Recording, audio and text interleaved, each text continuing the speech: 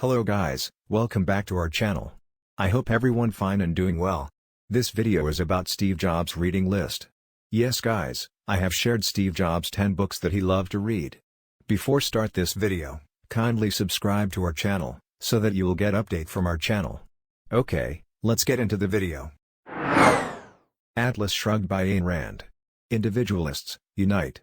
Ayn Rand's novel, about the triumph of the individual over the tyranny of the collective, has sparked heated conversations and thoughtful dialogue for decades.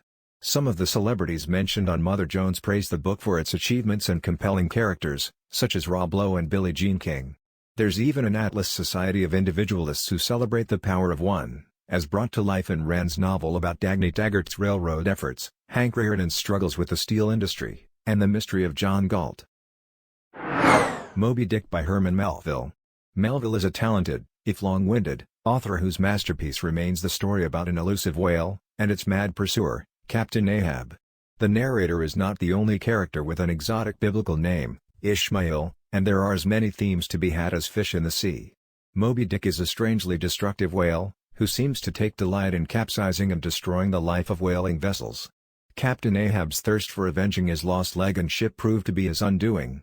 He makes a strange figure, teetering about his own ship on a leg made from a whale's jawbone, and seeking the prophetic mutterings of a harpoon crew member for clues on Moby Dick's location. Reading between the lines of whale oil and prophecy lies a fascinating tale of the nature of good and evil, and madness. 1984 by George Orwell. Once a blistering commentary on the future, now Orwell's famous novel is historical, and never more timely. Winston and Julia are a young couple who meet under oppressive circumstances. He's an editor at the Ministry of Truth and she operates machines. Their habits of running away together, and thinking against the party in the far-off land of Oceania, are noticed by the thought police. Throughout, there's the uneasy sense that no one knows what is true and false, and history has no meaning except what the leaders give to it. This is one of the best books to read on the nature of totalitarian regimes, not because it's fiction, but because it has a ring of truth.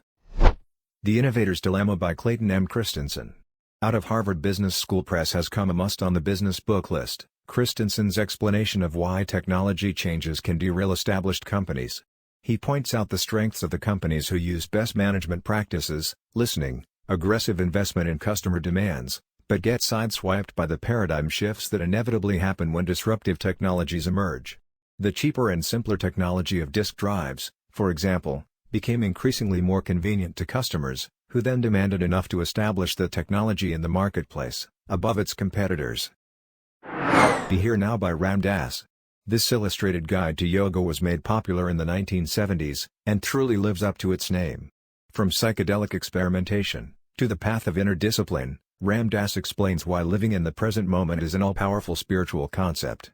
Readers who enjoyed Eckhart Tolle's Power of Now may also want to increase their mindfulness with the reading list edition of Be Here Now. Readers of Business Insider will be interested to note that Ram Dass' work made it onto the favorites list of Steve Jobs, who thought it a profound work.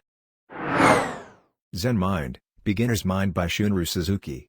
Horse aficionados may be surprised that the Zen mind begins with types of horses, excellent, good, poor, and bad, and how they respond to the requests of the rider.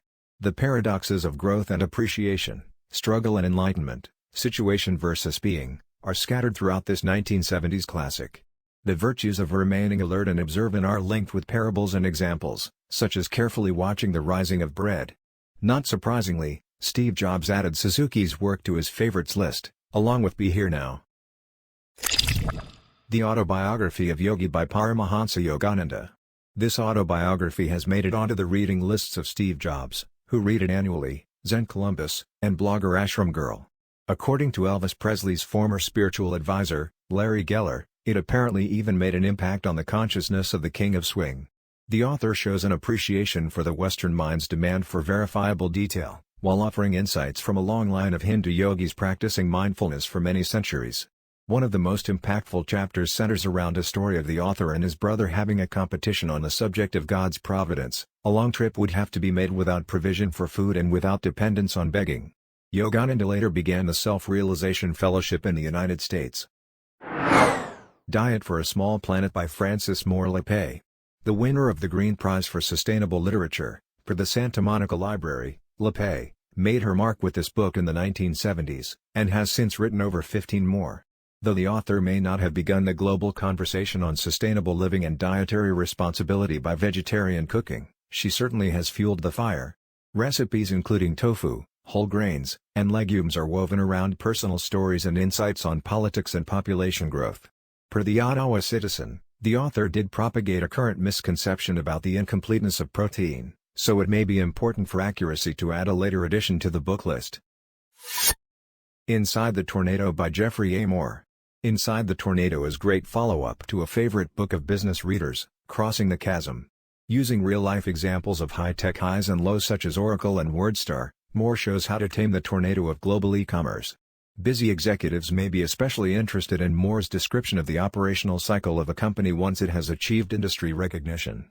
Positioning and strategic advantage, along with implementation, are explained in a simple parable style that disguises a deep understanding of tectonic market shifts. This book can move your company from creative chaos to growth and order, if added to your reading list. Cutting Through Spiritual Materialism by Chogyam Trungpa. Chogyam Trungpa's groundbreaking work on the dangers of spiritual materialism was presented originally in Colorado, as a series of short talks in the 1970s.